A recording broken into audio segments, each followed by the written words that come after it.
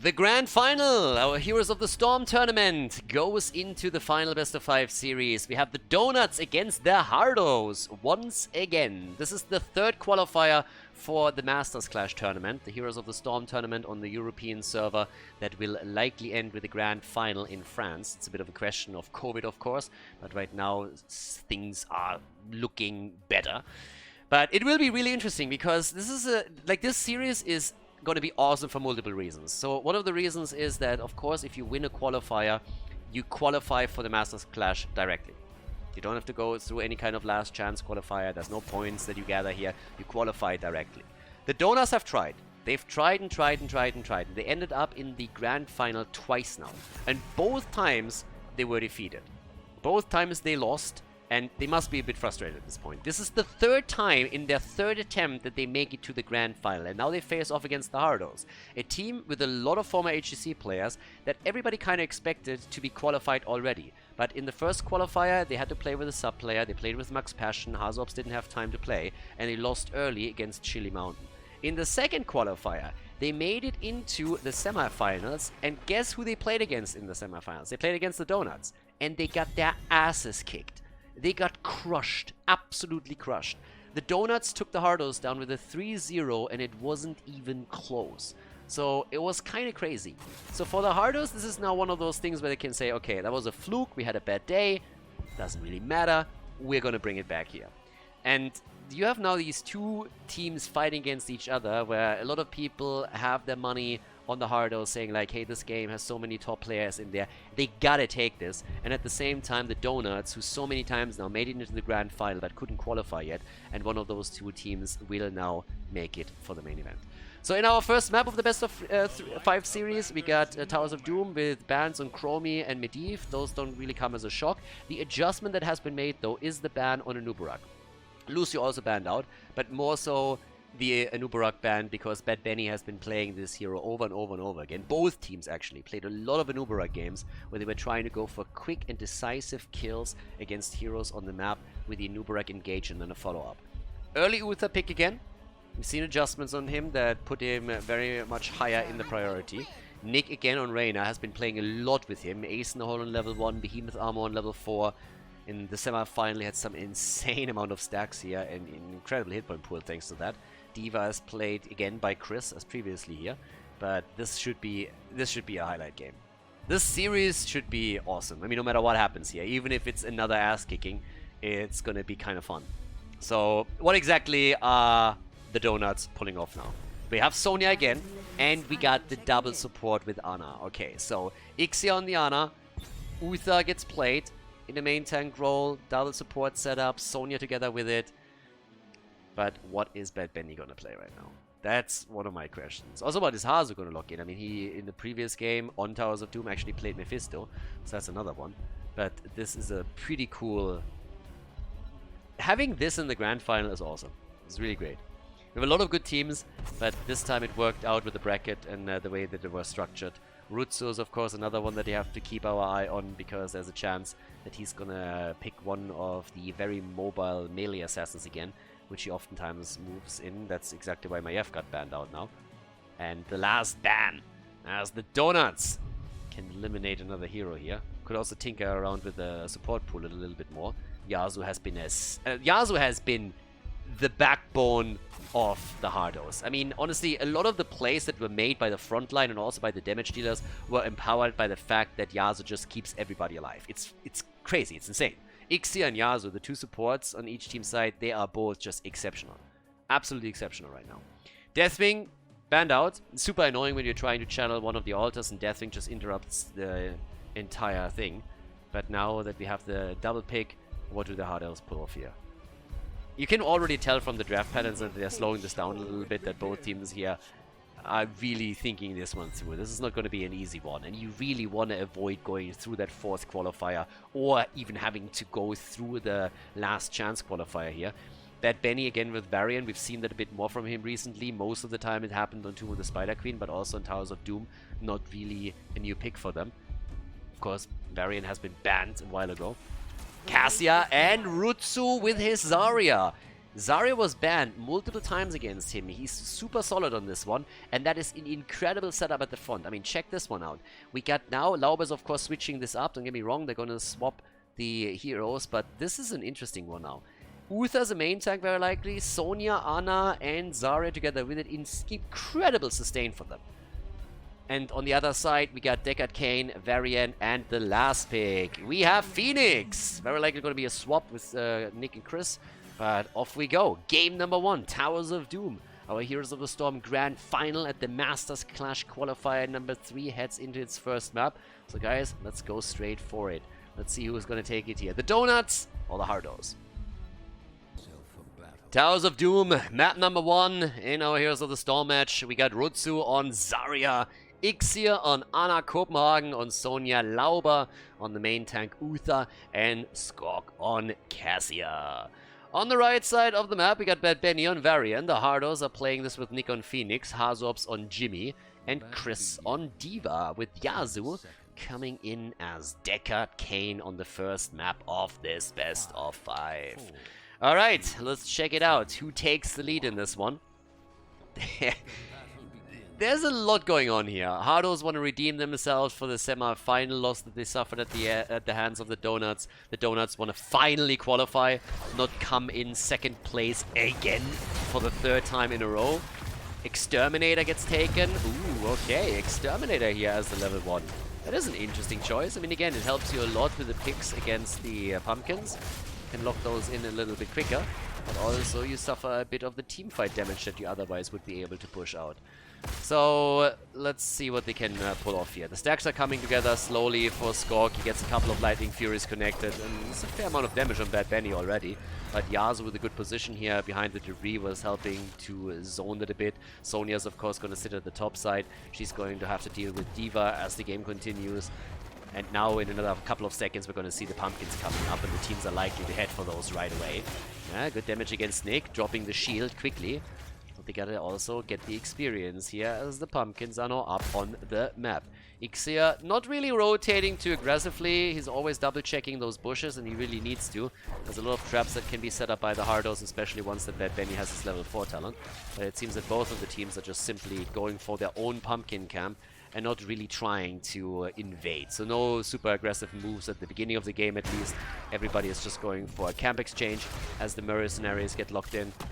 And at the bottom of the map, that 4-man with Rutsu on the Zarya is going to be difficult to beat. Has a lot of sustain here. I mean, seriously, you have 2 healers in the game, and you also have Zarya.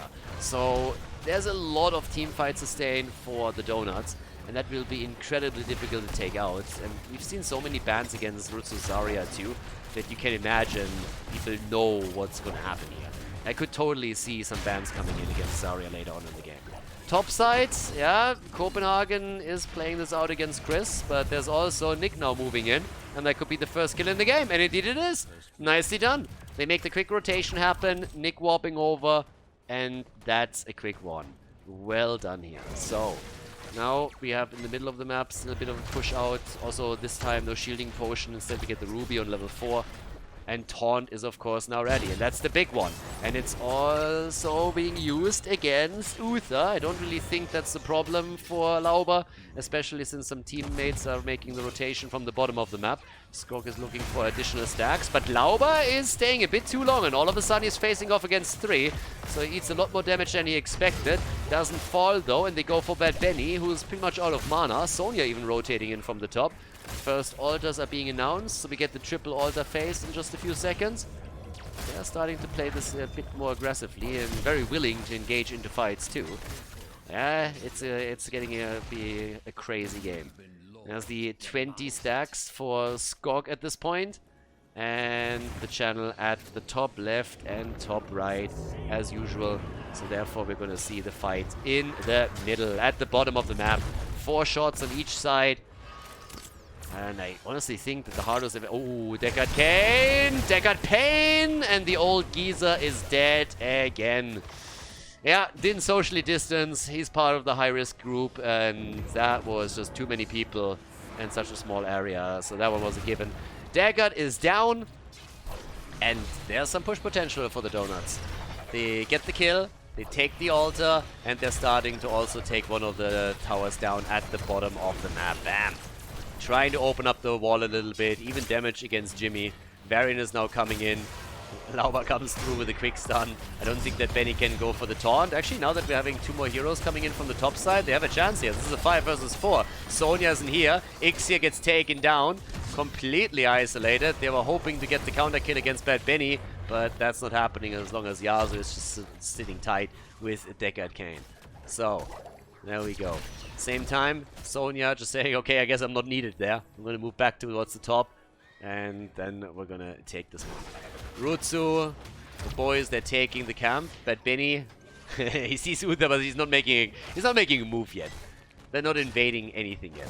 It's just isolated kills that we're getting thanks to the rotations that we're seeing from everyone. 1 kill to 2. I mean, it can give you a bit of an idea of the early damage output. Uther even, talking about damage output, dropped in the middle here. As Bad Benny and Nick were both moving in. Another taunt came through, so 3 kills to 1 now. Definitely a very different game from the Hardos than the semi-final that I spoke about earlier that happened during the second qualifier. 15,000 damage also for Nick, that's not too bad. And they are starting to whittle the hit points down in the middle. I mean, damn, that bell tower has lost a lot of HP already. Sonya gets attacked at the top, and of course they were hoping for the taunt, but Benny diving deep for it, but Copenhagen moved away, but that also means that the 3-man could start to take the wall down. So that's a really nice setup for the Hardos. The Donuts, I gotta admit it, they are struggling a bit here in the early game. It's not a big, I mean, it started to become a big lead for the Hardos. They nearly have level 10, and we all know how much of a problem that can be. There's the level 10 abilities, and of course that means that we're talking about heroic abilities against non-heroic abilities. AKA, the altar is a freebie for the team in red. Yeah, nicely done. It's another 4 shots fired, and all of a sudden the series is tight in terms of points on the core, 32 to 32. Kill count is very different though. Sonya is taking the top again. Hyperion this time for Jimmy. No raiders here. And there's a level 10 finally also on the side of the Donuts. And we got the Eye of Horus again. Divine Shield, Expulsion Zone, and also the Wrath of the Berserker. And there's a stun on Nick. Bad Benny came in though for the bit of slow that he can provide. If I'm the Donuts, at some point, I mean, again, it's the first game, right? So we still have an entire best of 5 series to be played out. But I would already, if I fall behind here a bit, I would already be a little bit worried and think to myself, hey, not 3 times in a row. We can't lose 3 times in a row in the grand final. But yeah, we're obviously not there yet. We're definitely not there yet. Even if they would lose it up. But even on this one, we don't know what's going on yet. But they're falling a bit behind. Half a level behind experience. Here's the fight, and let's see if they can do it. Old man comes in. They try for the Valkyrie. Nice! Good grab on Azu. Jimmy is down. Easy one. And now it could be a problem for Nick too. Ooh! Get sniped, bitch! Nice! Beautiful kill. Check this one out. First, the nice Valkyrie setup against Jimmy. He goes down. Then the damage against Phoenix. And in comes Anna with the Eye of Horus snipe. Beautiful setup. Great kill. Varian goes down at the top, and all of a sudden this game is turned. Heavy bot lane pressure too, since they're going straight for the altar here. Top side, we saw D.Va dive now, but holy hell.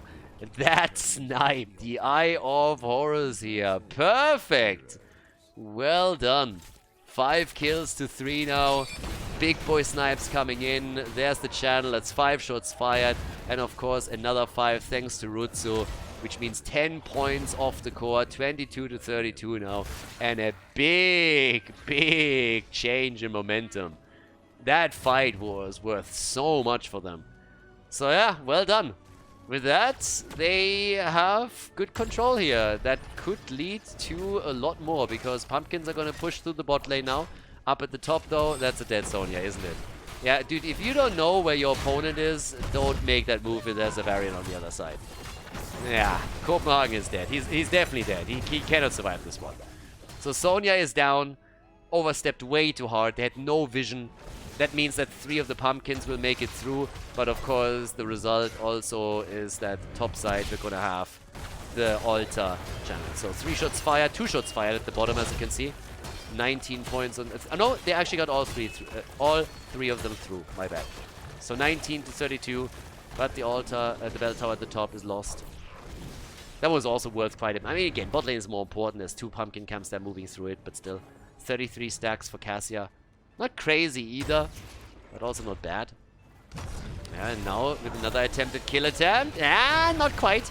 Cassia was looking for the follow-up on the stun, but couldn't quite connect it. Old man gets interrupted. And here they go for Nick, and Nick is dead again.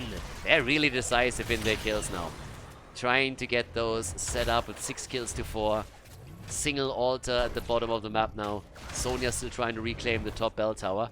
And yeah, they are doing fairly well here. So Lauber is starting to do his thing slowly. Bottom of the map. Anna is going to get an easy channel. Nobody's making a play for boss either. Seems like Skog is going to work on the camp. Right now, Lauber totally safe here. Pinpoint accuracy on the level 4, speed barrier on... pinpoint accuracy on the level 7, speed barrier on level 4. There we go. And yeah, they're getting more and more done. 15 points on the core, only left for the Hardos after the channel at the bot lane. The camp has been stolen away, is now getting escorted through the bottom. They don't even need the top bell tower, as long as they hold on to the one at the bot lane. So they are looking better and better here. Problem is that the Hardos are just not getting any kills connected, and instead we are seeing another Valkyrie set up against Jimmy. Shots are fired again, down to 12 points. Jimmy is dead. That's half a level lead still, with an early level 16 as a possible reward. Damage output on Phoenix is 23,000. Jimmy is sitting at 9k. He hasn't even crossed over into the 5 digits. And that's really a problem. Phoenix is also going to die again, and oh boy, are they starting to chase them. They could go boss here. They could go boss. Bot lane is easily going to be a bell tower conversion from D.Va, but that's another 4 shots. That's single digits. Guys, that's single digits on the core now. Yep. 4 shots get fired. Bot lane, bell tower has nearly been converted. They can reclaim the top. Triple altar phase is coming up next. We have 8 points against 29. Nearly level 16. And yep, the bell tower at the bottom has been retaken. And Sonya is working at the top to make the same thing happen over here. Should be in time for the altars activating. Don't think they're going to have a problem with this. But now that the level 16 talent is ready for the team in blue, they of course hope for a fight. They're looking for it. They're trying to lock Bad Benny down. They can't quite make it work, and the Hardos will get their own talent in just another moment. But now, it's 3 altars on the map. And that could be game. I'm not kidding. We're 12 minutes in and this could be game. If they get 2 altars, this is over. So the first channel at the bottom, that drops them down to 4. They're trying to make a play here. Top left side, that's where Jimmy is doing his thing. But we got Anna with the Eye of Horus already doing some work. Can also go for the interrupt. And at the top, yeah, Jimmy wants to make it happen again. Hazops is sitting here saying, boys, we need to get this one too. And this is going to be super difficult for them. The supports are already making their way over. We got the old man on the right side completing the channel. Yasu is making it possible. But here comes the fight. Chris, guy has to be careful. And D.Va is dead. Divine Shield on Sonya allows for the play. But they were able to take the bell tower. So the game doesn't end. They would drop down to a single point on the core if the altar gets channeled now. They took the bell tower in the middle. That gives them a bit more room to play with. But they cannot lose more heroes. If they start losing the entire team here, then it doesn't matter that you took the bell tower, then it will be reclaimed. The old man telling stories again, but Varian is down, stagger death, and now Yasuo's on the run. He's not the only one. Nick is also low. Hazu sitting here is like, team. But where can he go? He has nowhere to go. Hazu is down.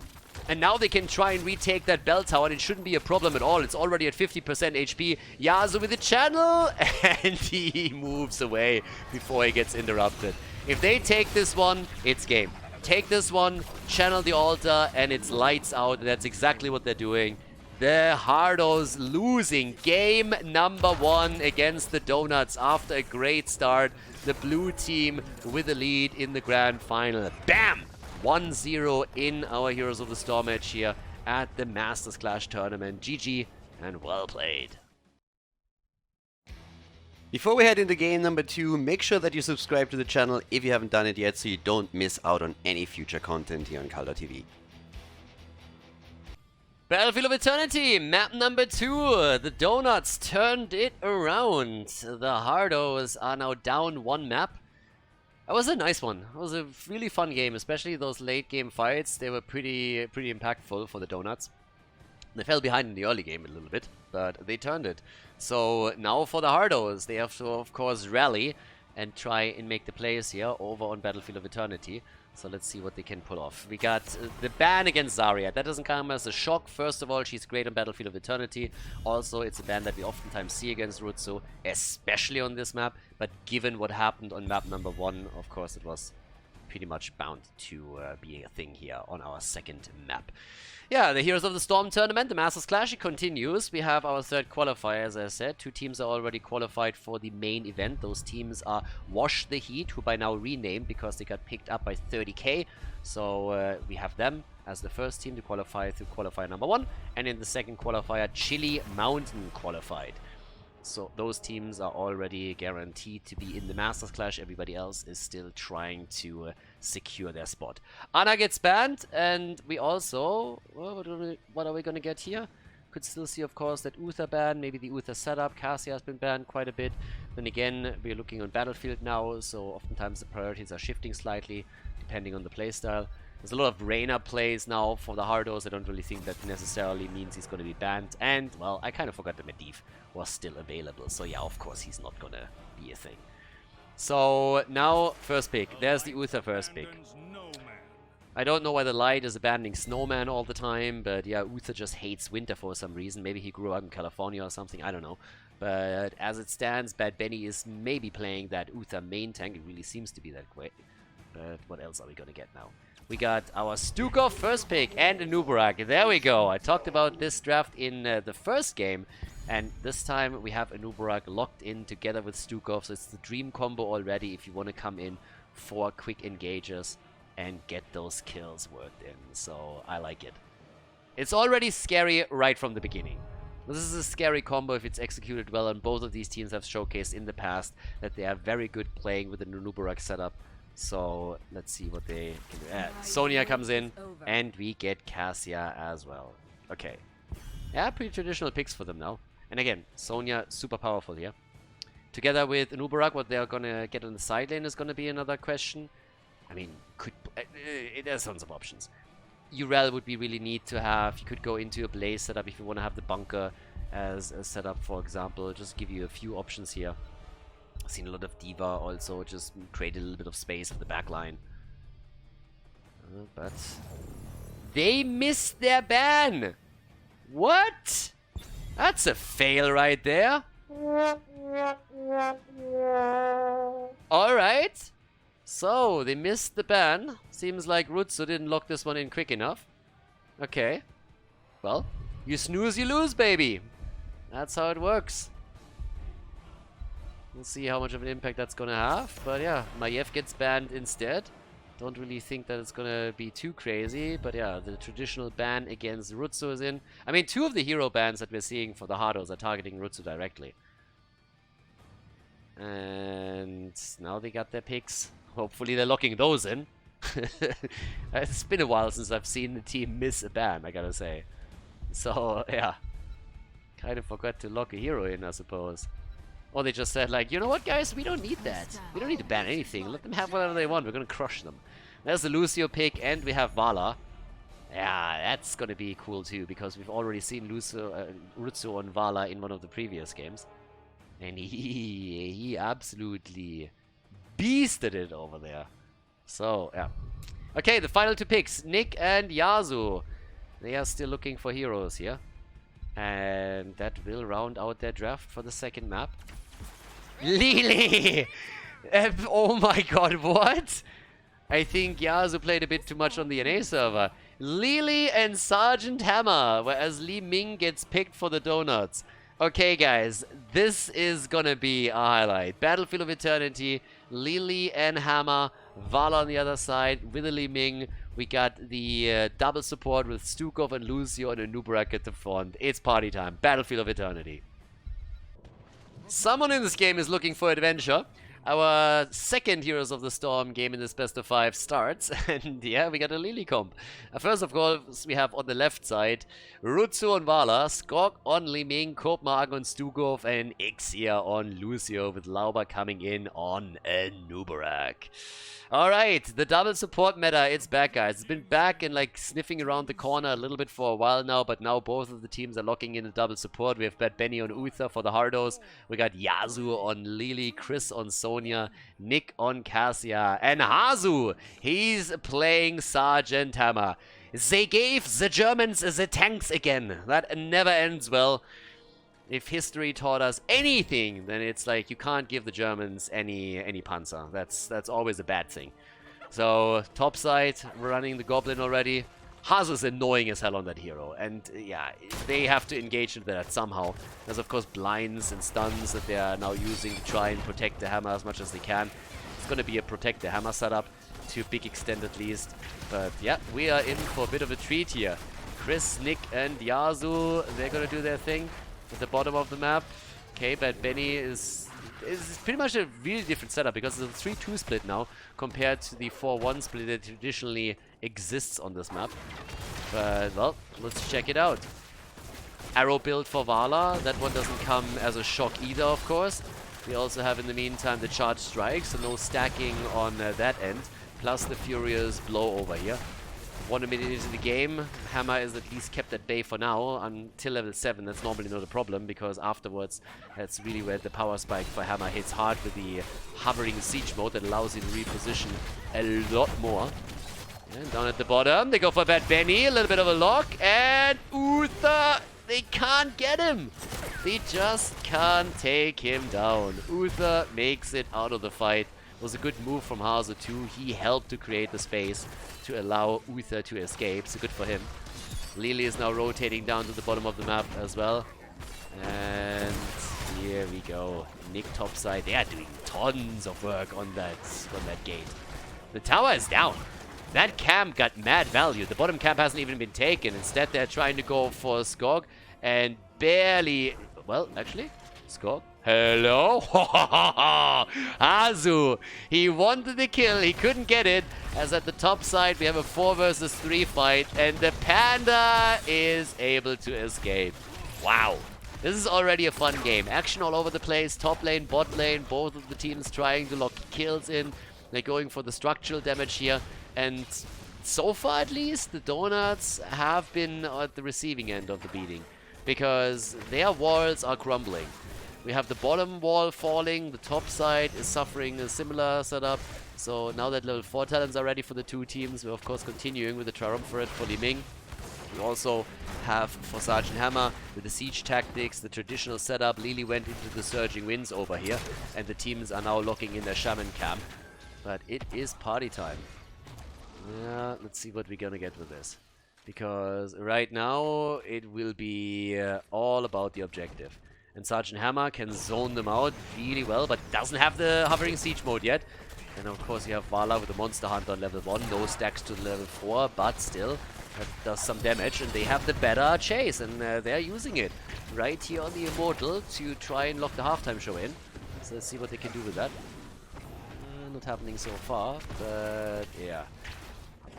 Nubarak is still sitting at the bottom of the map. They're still looking for lane experience, and also of course for the defense on the Shamans. Rutsu is able to make that work. And the red team is full on in defense mode. The only one that is trying to get some damage connected is Chris with his Sonya. Everybody else has started to simply save the objective at the top. But here comes the move in. As they're coming through, they're trying to drop the damage with Li Ming, but Copenhagen has to be very careful. Now the halftime show still gets won by the Donuts. They claim it, but they're on the run at the bottom of the map. And yeah, there's no follow-up. There's nobody that can go for it just yet. Of course, Li Ming is also kind of nice to have on Battlefield of Eternity because you can always YOLO a combo out and you're guaranteed to do some kind of damage. Now, Sonya is still busy on the right side and so is Sergeant Hammer, so they're starting to raise this a little bit. And that forces the blue team to really come in and commit to the play. They should be able to win this one, and indeed they do. So the first objective goes over to the Donuts, but it's a pretty small shield.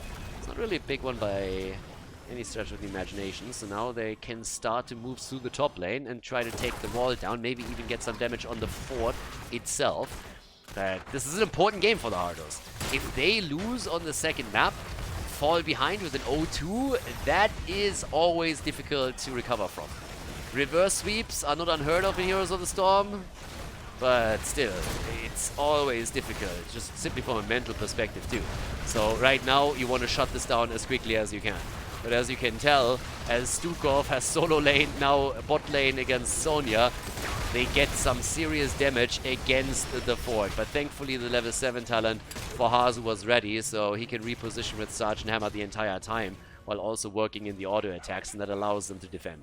Calamity is by now in for Skog, so that's another one. And topside, we haven't seen a single kill yet, by the way. Not a single kill. Yeah, here comes the approach onto Cassia, but they cannot get the kill in. There's a lot of blinds now, by the way. So we got 2 heroes with blinds on their side. Sonya's allowed on the bot lane. We have a 5-man at the top.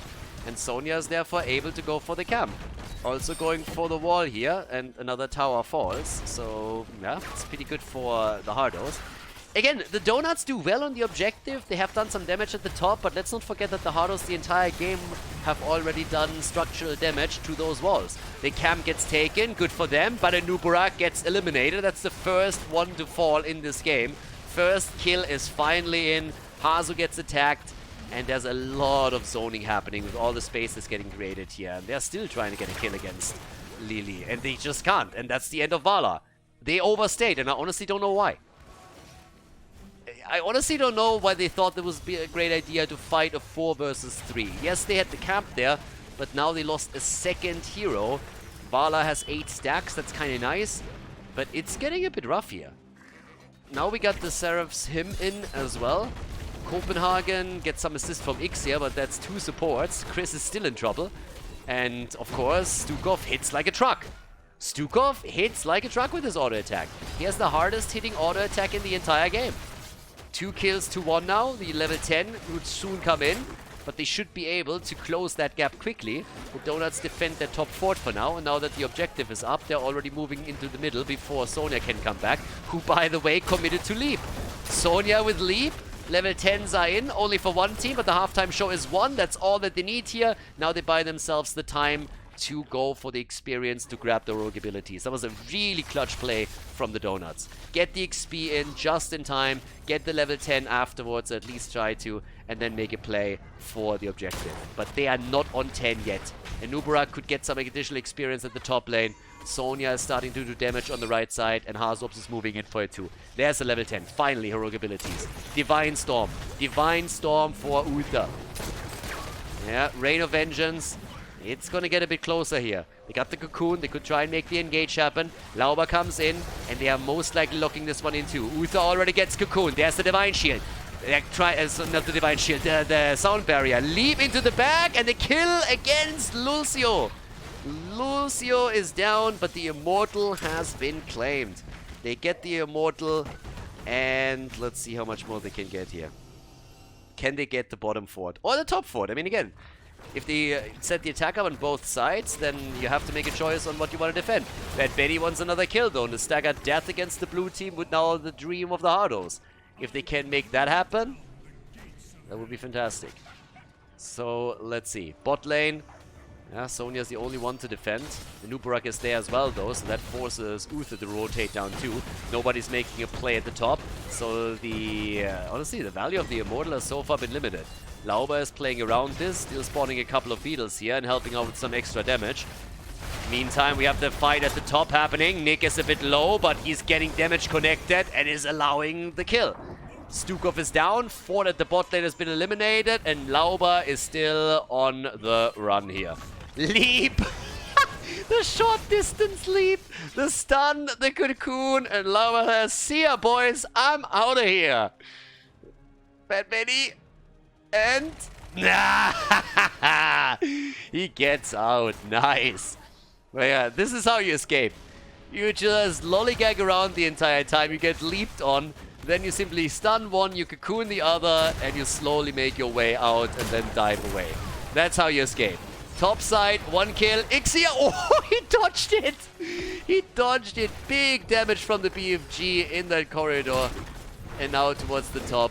there we have a play for the camp. 4 kills to 2. The Donuts, they aren't done yet. No, no, no, no. They might have lost a couple of heroes in the last few fights, but they're not done by any means. They tried to take the top 4 down as well. Here we go. That is a nice push, especially since Lily isn't here. Lily isn't here. They got the camp. They take the minion wave down. They're diving in. They try to get the kill. Instead, Lauber nearly inting, but Stukov is ready with the sound barrier. It doesn't help the fort by any means, though. The fort is down. Fort should fall. Fort survives. Wait, what? One more hit? Okay, I suppose that Liming is going to take it down. Or Lauber. One of the two is going to commit and drop it. Yeah, here we go. The sneaky beetle. He's the James Bond of the cockroaches. Down at the bottom of the map, he already dodged out the entire time. Now he makes that play. They are falling a bit behind on the 13 talents, though. That's a problem. So there's no level 13 for them, which means that Lauber is once again trying to get the experience for the team at the top and connecting it. But this time they're really falling behind on the Immortal, because now the red team is in a much better spot. 13 talents are ready, but that should be a halftime show victory. It's gonna still be a close one. Violent reaction is in. Okay, Bad Benny gets cleansed out here. That could have been a brutal stun against him. Halftime show won by the Hardos. They're trying to turn the game here. They lost both of their forts, but if they win the Immortal now, they can make up for it. At least a bit. The defense, of course, has to also be ready for the Immortal. The problem is that we now have Vala with already 18 stacks, and she is murdering the Immortal. I mean, that repeating arrow that we just saw there was crazy. That's tons of damage. Now, she's moving topside to make sure that the fort doesn't fall, and I guess she can save it for now. Barely, barely, but she is able to keep it alive. The problem is that their Immortal is now under attack too, and Lauber is slowly moving in. Chris is waiting for another leap. He looks for an opportunity here. Can't find it just yet. 19 stacks for Vala. If she gets another stack, the quest is complete, and that's making it even harder for the Hardos to keep their Immortal alive. So here we go. Defense all set up.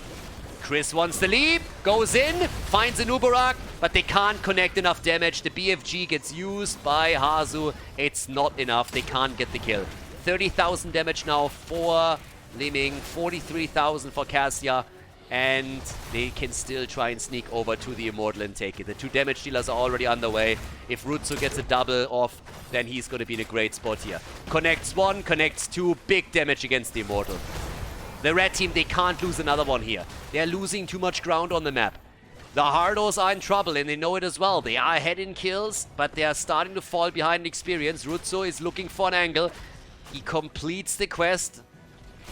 And here they come again. Big stun coming out. Yasuo has to pop the ult. At the same time, Stukov gets attacked. Rutsu wants the final hit, and he gets it. They win the Immortal. Can they keep everybody alive? That's the question. Vala is in trouble, and Rutsu is very likely going to fall here.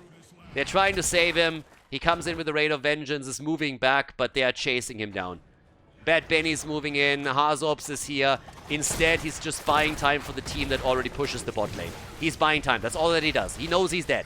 Nobody was coming in to help him anymore. They decided that they would just move at the bottom of the map and try to get some damage against the structures here. But now they gotta move out. We got 3 heroes here. Lucio's up at the top. 5 kills to 2. Immortal after Immortal gets claimed by the blue team, but they're falling behind further and further on kills. They are able to get some damage connected with the Immortal, but let's be honest, this one doesn't do as much work as they would have hoped for. They can take the wall at the keep, and that's pretty much it. Now again, it could have been worse if the Hardos take the Immortal. That's a really different situation. You are still ahead in structures. They took both of the forts down. Their top fort is incredibly low, though. I mean, this is pretty much negative hit points, what we're seeing here. That thing, I have no idea how that survives. If you spit on that fort, it's dead. Yeah, and that's what Uther's doing. Bam! There we go. Throw some light on it. I mean, if even light can take you down, you know you're in trouble. Or you're a vampire, one of the two. They're going for the bot lane push again. Lily dodged out on it. Nice. Juked up to the top, so good for them. They connect some easy damage. They open up the gate. And here comes the 5 versus 5. Level 16 talents for both. Possible. But with the cocoon, they are able to retreat. Took the wall on for free. All you gotta do here, it's a clutch one. Yeah. This one is important. As I said, you lose 2 games in a row, it's nearly impossible to recover and win the series. But then again, team fights have been going well for the Hardos. Mostly. So now we have the level 16 talents, and it's going to be ready for both times. As the top fort falls, the bottom one gets attacked too. Hazo is sieging up, and now he has Giant Killer. Giant Killer for Hazo, big spike. But also the Epicenter. Epicenter is ready for Nubarak. And at the same time, we got the Benediction in. Benediction for the possible double stun. And Vala isn't here. Did Sonya just leap nothing? Did Sonya just leap a fat chunk of nothing? What? What just happened? Let me take another look at it. Well, we have the top push. Look at Sonya. Sonya is sitting there, and all of a sudden, she comes through and leaps on the spot. He fat-fingered his ult. He fat-fingered the ult. I mean, it should be back for the fight. It's 30 seconds, but still, that one was strange. I was like, did someone try to engage and I missed it? Like, what happened here? Vala pushed out the top lane a bit. I showed it on screen. But here comes the play for the Immortal again. Both of the teams, they have their objective, they have their camp up. And off we go. That's the big one. If you don't win here, then you are toast. Manticore. Manticore gets picked on 16, of course. Nick is solo. Nick is eating shit tons of damage right now. Yeah, Lucio is zoning out Sonya a little bit, and Nubarak is alive! And Nubarak survives through all of it. They eat so much damage from Cassia, but they keep everybody alive. They have to fall back towards the fountain, though. Lucio's trying to keep them alive, too. That top keep has taken more and more damage thanks to the catapult here. But, of course, it's all about the Immortal damage right now. It's all about the Immortal at this point. The camp at the top is still in play. Chris is looking for another leap. Cooldown is ready once again, and Hazu, he now has the range. This is the problem of Sergeant Hammer against you. Once that they are set up, it is difficult. It's really, really difficult to break through it. And they are gonna try. But now, look at the damage output, by the way, on Cassia. 75,000, which is freaking insane. Nice ult from Lucio. Fantastic ult. Stukov trying to help the team, covering for them. Hazop's attacking the Immortal. Bad Benny is in trouble, but instead we have the engage against Li Ming, and she is down as Sonya leapt in for the win. They kill Cassia, but Stukov is also dead. Everybody is low. Everybody is on the last leg here. It's a 4 versus 3 though. The Donuts, they are falling farther and farther behind. Teamfights are a problem. They need kills, and they can't find them here. Cocoon is out against Uther. They're trying to burn it down. They're doing it. They're doing it quickly. Rutsu is going for the Immortal. There's the chance to get some value out of the repeating arrow, and they're burning this down as quickly as they can, even if they can't win the objective. Burn that shield. Burn it down as much as possible. Chris is here. Rutsu connects another one. Connects two. But they're about to go down. Lucio coming in. Ixia trying to keep them alive. And he is able to make it work. They burned the shield down to an insane extent. Yasuo, on the other hand, he's down. Oh my god, even if they take the Immortal now, they don't have Lily with a push. What is this game? What a great grand final. The shield is low, the Immortal taken, but Lily gone for 40 seconds, so it's a 5 versus 4. The defense should be fairly easy for them here. Ooh, baby. What a setup. This game, back and forth, and that was the first kill in a long time for the Donuts, but it was such an important one. And Nick just, Lily just went a little bit too deep here. Yeah, and they get this Immortal. I mean, guys, this is pretty much a freebie. Look at this thing. This thing does nothing. This Immortal does absolutely nothing. Rutsu burns it away. His arrow play is just way too strong, and Ixia is once again in the face of the opposition. Honestly, how annoying is it to play against him or Lucio? Like, on a scale on 1 to Idra, how tilted are you if you play against Ixia's Lucio and he's just annoying you the entire time? Uther gets attacked, has to commit to the ult, the follow-up is there, but they go for Uther, they take him down. Nice lead by Chris as a follow-up, but it's not enough, he's dead too. Ooh, oh my god, it's a triple kill. They lose 3 heroes in the fight. 3 of them are down. Guys, look at that engage. Everything came together for the red team, but they lose 3 heroes in the battle. Lily is now down as well. They make the play for the top keep, and of course, they're going for Koa now. This fight turned everything on its head. They're level 20 any second now. A big win for the Donuts here. They try to go for Sergeant Hammer. Can they end? They're definitely trying. Haas is the only one that is attempting to stop them, but the level 20 talents are now ready as well. The Donuts, they lock in a victory on Battlefield of Eternity. They take the win. And we even have him committing to Archon over here. The laser show, baby, as they get the W on Battlefield of Eternity. A 2-0 lead for the Donuts against the Hardos.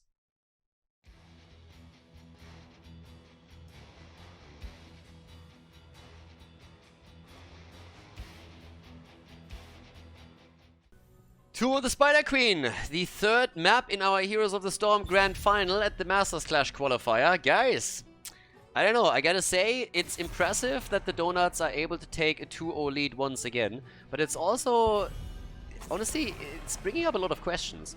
The Donuts got so close to qualify in the first qualifier. They got incredibly close to qualify at the second qualifier as well. But if you assume that the teams that won against them are in power level a little bit higher, then where does that leave us with the Hardos? You look over to the lineup for the Hardos. You got Bad Benny there. You got Hazops there. Chris is playing. Nick is playing. Yasu has been playing out of his mind. But yet they seem to really struggle when they're going up against top teams here. Now they are 0-2 against the Donuts. We're going on Tomb of the Spider Queen. Bad Benny gets the Uther first pick after they banned out Anna and Zarya. And immediately, the same rotation that we've seen in the previous game from the Donuts are saying, hey guys, if you let us have this shit, we're gonna pick it. We're gonna go for that Stukov again. We're gonna play that in Uberak. And we're totally willing to go up against you. Here's the Cassia pick. Seen that before. And Lucio gets locked in immediately as the second support. So things are getting a bit crazy here. And you gotta ask yourself at some point, what exactly is the problem for the Hardos? Is it maybe the synergy between the players? Is it just that in these particular qualifier games, the maps don't really flow together? You also gotta understand that all of the European teams that are playing here, they started to scrim again. We're nowhere near the times of HGC, of course, where teams locked in 8 to 12 hour scrim blocks every single day and could play this full time. But a lot of these guys are scrimming in the evenings now, play a couple of matches out, so it's not like they don't have the coordination just now. And especially the players on the side of the Hardos, they have years and years of competitive Heroes of the Storm experience and played together as a unit already. So it's honestly, there's a lot of questions when it comes to performance of the Hardos now. And we'll see how that then translates into the main event, always assuming that they are going to get that far. But as we're looking at our third game, shout out to the Donuts for getting ahead with the 2-0. That last team fight that we saw on Battlefield of Eternity was pretty impactful there. Now, of course, there is still the potential that you bring it back and you win 3 in a row. Reverse sweeps, we've seen them in Heroes of the Storm. They are absolutely not unheard of, so it's something that can still happen here. Map choice by the team in blue this time. We got Gul'dan, we got Sonya after the opening with Stukov and Anubarak. And that leaves us with the final 2 picks for the Hardos. And really, they need to turn it around now. I mean, honestly, it's not even about winning the series anymore, but at some point you need to win a map against the Donuts. They lost in the semi-final of the second qualifier against this team with a 3-0. There comes Urel, and we get Diva, so we have our front line. Cassia played as the main damage dealer, and Rutsu is the only one that hasn't picked yet. So far, it's a very traditional setup that we're seeing for the Donuts, given the current meta. But what is Rutsu going to lock in now? How does this draft come together for them? What's the final ingredient for victory here? Well, I'm gonna check it out. Rutsu locks in Kel'Thas, the salami boy. Here we go. Kel'Thas is in. And Tomb of the Spider Queen kicks off our third Heroes of the Storm map in this best of 5 here at the Masters Clash tournament. Ladies and gentlemen, let's go and see if the Hardos can come back in the series. Our series continues, the grand final with game number 3. The Donuts with the double mage set up on the third map. Rutsu on Kel'Thas, we got Skog on Gul'dan, Kopenhagen on Sonya, Ixir on Stukov, and Lauber is playing a Nubarak. Yeah, and on the right side of the map, the Hardos, they changed things up a bit as well. We have Bad Benny on Uther this time, Hazops on Diva, Chris on Urel, Nick on Cassia, and Yasu is playing Lucio. Very interesting setup here. double mage comps are usually not the norm. We don't see them a lot because they're not, they have problems. You're very cooldown dependent in the way that you're dishing out the damage, and they haven't really seen a whole lot of success in the past. That being said, we have seen double mage compositions win, and they can be successful. In this case, there's also double support on the other side, so the two mages can really drop a lot of damage on target. And even the teams back in the days of HGC have been experimenting with double mage a little bit, and before HGC went down, Mene, for example, said that they had a pretty successful double mage composition that gave them good results in scrims on certain maps, and one of those was Tomb of the Spider Queen. So we never got to see any of those plays because Blizzard decided that competitive heroes is not for them. But over here, we might see some success in this particular one. So we got our boy at the bot lane. We got Copenhagen against Chris. Our solo lane is there. In the meantime, Rutzo, he's playing Kel'Thas. Ashalanore. Salami! Yeah, he loves that salami. But this is going to be a lot of wave clear in the hands of the Donuts too. So there's really a lot going on with this. You can already see aggressive rotations that allow Nick to stack on his Cassia a bit. So we could be in for a bit of a highlight here, I'm not gonna lie. At the same time, also, before we're continuing with this, a big shout out again to everybody supporting the channel on patreon.com/Khaldor. So big shout out to the supporters. As I said in the past, you guys make it possible for me to increase the audio quality, the video quality, and also bring in things like the Insta replays and other stuff. So for everybody that wants to support the Heroes of the Storm esports a little bit and the coverage here on the channels, check out patreon.com/Khaldor. Very much appreciated. And at some point I would really also love to host some additional tournaments, which is also made possible through all of this. So big shout out to everybody that already does that. It's very much appreciated. In the game, we got the camp taken, and it's pretty much of a hard camp against easy camp play, meaning bruisers against the siege camp. So top side rotation is still ongoing, and yeah, D.Va is not going to be threatened by any of this, of course, so she can easily move back of it. We got level 4 now kicking in, so it's still a bit early. It's a great map, by the way, for Kel'Thas, also because of the stacks that you get on your level 1. So you should always be able to get tons and tons and tons of globes, and when that's the case, your shield will give you a lot of survivability here. The traditional maps for Kel'Thas are Tomb and Infernal Shrines. We don't see him a lot. Mene was, of course, one of the players that played him more than others, but when he made an appearance, it was always on one of those two maps, and they are just brawling it out again, like heavily over here. For Rutzo, it's going to be very important that he gets the stacks together on the level 1, but boy are they chasing this. Oof. They're really looking for the aggression here. Meg gets dropped out, so there's that, but whew, 39 gems against 30 now. 8 stacks still for Rutzo. He needs to get some more here, and he was able to lock another one in the middle, but good stun against the Nubarak, and Lauba is down. He gets eliminated super quickly. Lauba is dead, face-checking the bush, and there was a bit of a trap set up by the Hardos. Nicely done by them. Bottom of the map now, yeah, Copenhagen, very, very safe plays. He doesn't have a lot of vision on the remaining heroes on the other side, so he wants to make sure that nobody is setting up a kill against him. He, of course, as the side laner, holds a lot of the gems, so he has to be super careful with all of this. And off we go. We got our level 7 kicking in any second for the Hardos, and they're looking really good here in the early game. Again, it's only the early game. But we'll see. Yasuo is annoying them with his Lucio. It's kind of Lucio's job description. Be annoying. And he's like, got it! I'm on it, boss. So, in this case, he's making those plays already. Down at the bottom of the map. Now that the level 7 is in, we still got our 1 versus 1. Chris has already been able to turn in. He's not the only one, by the way. There's not a single gem turned in for the blue team yet. But you look over to the Hardos, and they turned in 39 of their gems. That is plenty. Yeah, here comes the attack again in the middle. Nice, good engage, and they isolate Gul'dan, and Gul'dan is dead. Gul'dan down, easy peasy, 2 kills for the Hardos. Yes, they are starting to make a big comeback here. In the series, not in this map. On this map, they, from the get-go, had the upper hand now.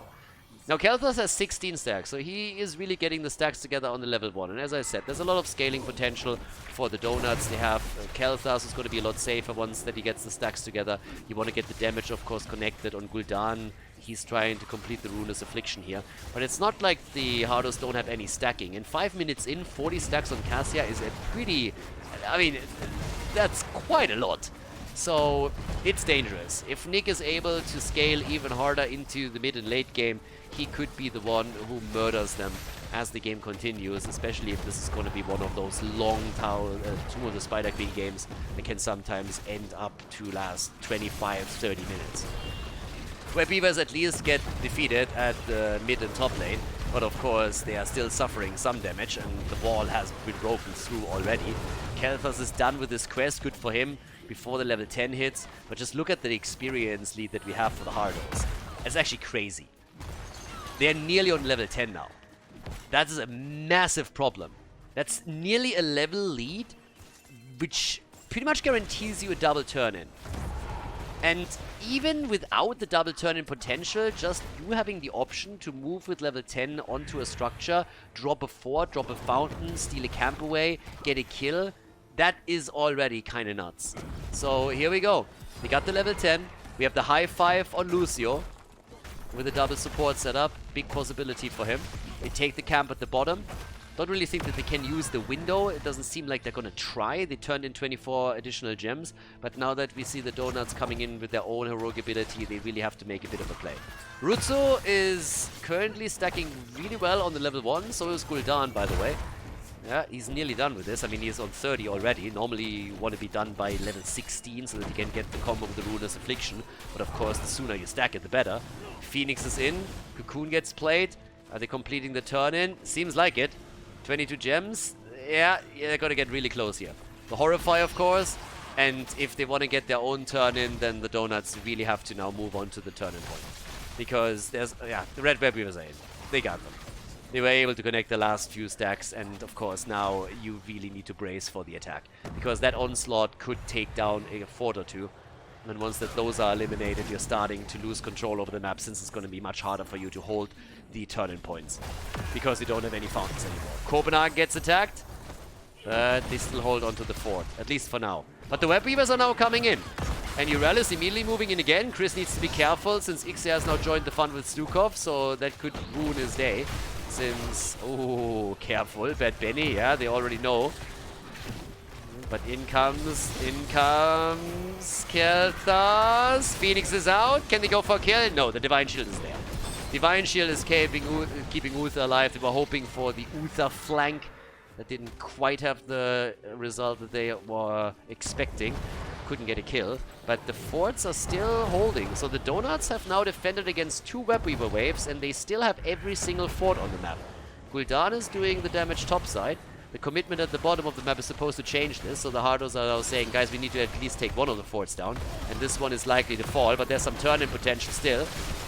They're going for the turn against them. Gul'dan is coming from the top. He still has the Horrify. If he gets a good angle, he might be able to set a kill up for them. But no, they're still holding on to all of the structures. 54 stacks now for Cassia. 28,000 damage for her already. 8,000 damage ahead of Gul'dan, who's the highest damage dealer for the Donuts. And here comes the play now for a potential turn-in. 92 gems in the hands of the Donuts. 34 on Rutsu alone. And Chris is still going for the objective. I mean, honestly, he has that single-mindedness right now where he's just saying, guys, whenever you are moving away from the bot lane, I'm going to be there. I'm going to take this fort down. It's going to take me a little bit, but eventually you're going to lose that thing. And yeah, he's about to claim it.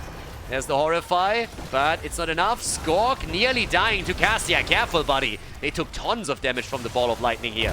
And there's a 13 talent on the horizon for the Hardos. 29 stacks by now for Rutsu. His mana shield is getting better and better and better and better. But there's a level 13. 61 stacks for Cassia. I'm a bit terrified by Cassia at this point. Nick has consistently dropped enormous damage in these games. And he is stacking way faster than other Cassia players in the past that we've seen. They have so many fights here, and this could be a big problem in the late game. I mean, already we have the Hardos with a small but consistent advantage in this game. But Nick could be the one to change it all. But there's the kill. Maybe now, finally. Big push against Nick, so they're isolating the rest of the team. They took Uther down. That's the first kill for the Donuts. First kill that they were able to get. But Skok gets attacked! Oh, they save him. Gul'dan is still alive. But they have not turned in. It's a 5 versus 4 that they're fighting. And once again, the ball of lightning is just bouncing between them. But this time they spread a lot faster. Months of social distancing definitely make it a little bit easier to read those cues and move away. Rutsu, he wants to turn in, but the Cocoon is out. Horrify! And a kill! Nice! They get Lucio! A fantastic coordinated attack here. And now maybe the chance to finally turn in. Rutsu is the one. They zone out Chris. Bad Benny is moving in. The red team is doing what they can to prevent the turn in, but they're not able to make it happen completely. And Cassia falls. Lauber with 30 gems. He survives and is able to move out. He will have to Hearthstone though. He has to move away, so he's going to miss the initial beginning of the Web Weaver wave. But here are the kills finally for the Donuts. They've been a long time coming, but finally they got a few. 74 stacks for Cassia. She's sitting at 50,000 damage. 50,000! I mean, this is... He has a crazy amount of damage output. Of course, he's supported by two healers. He has a front line that is doing exceptionally well for him. But still, that is some crazy shit happening that Nick is currently dropping on the opposition. They're trying to get the forts now, and of course now we're 11 minutes into the game. And they have taken the lead. Thanks to the 2 kills that they got, they have taken the lead in experience. Guys, they are sitting at nearly a level 16.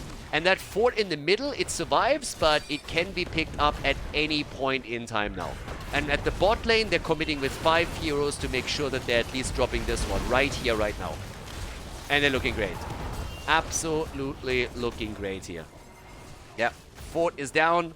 32 stacks. 33 for Khaldor. Can go into the middle. Instead, they're trying to cut them off here. Drive a wedge between the parts of the team as they approach the fort from the bottom.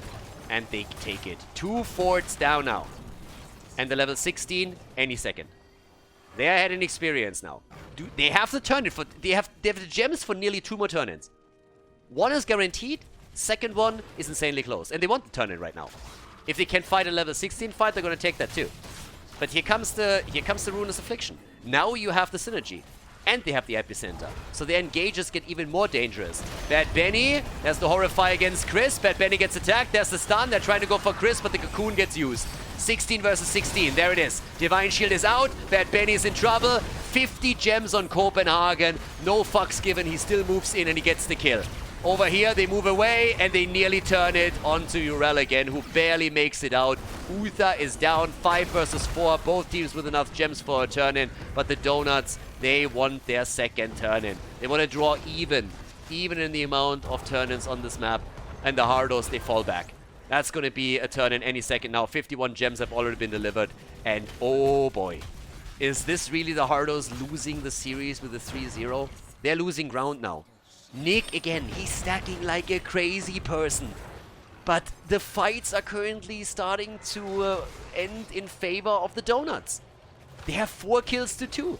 Initially, those 2 kills were great for the Hardos, but ever since the early game, they weren't able to drop another hero. And some of these escapes, granted, they're crazy. I mean, multiple times Lauber has survived on the skin of his teeth, but he survived. And it's all that matters at the end of the day. Nick is crushing the damage output. But what does it matter how much damage he has if they can't get the kills? So right now, here comes the push through the middle. The top fort is falling, as you can see on the minimap. The keeps are soon going to get attacked. And let's not forget that the Donuts probably have enough gems for another turn-in. And Lucio's down. He just explodes. They just pop Lucio, and all of a sudden there's a Cocoon. They set up another kill. They want to go for Nick. He's trying to drop the Cocoon. Here comes some extra damage. The keep is suffering. Sonya is at the bottom. She's not even with them. She goes for keep number 2. They are murdering the Donuts. They are going straight in for this one. And oh my god, there's the potential kill on Uther. Nope. And they're going for Nick again. And contrary to their namesake, these Donuts don't have any holes in their attack that you can exploit. 5 kills to 2, 2 keeps down, and they're looking at a potential core play. Oh, if they can get more kills here, they can drop the gems, and that alone is already a disaster. Chris is engaging with Urel. He's insanely low. They're retreating slowly. 2 keeps are dropped. What a game. The Donuts, unfucking-believable. They get the kill against Cassia. Nick has 114 stacks, and the Donuts just don't give a shit. They still don't die. He can drop as much damage as he wants. They just do not die. Here comes the play for Uther. He's down. That could be the end of the game. 42 gems for Hazu, and Diva dies. They go for the full 5-man wipe. They want to end it right here. Urel is in trouble. She's stunned. That is game. A 3-0 victory as the Donuts finally qualify for the Masters Clash. GG, and what an insane performance once again by Lauber's team.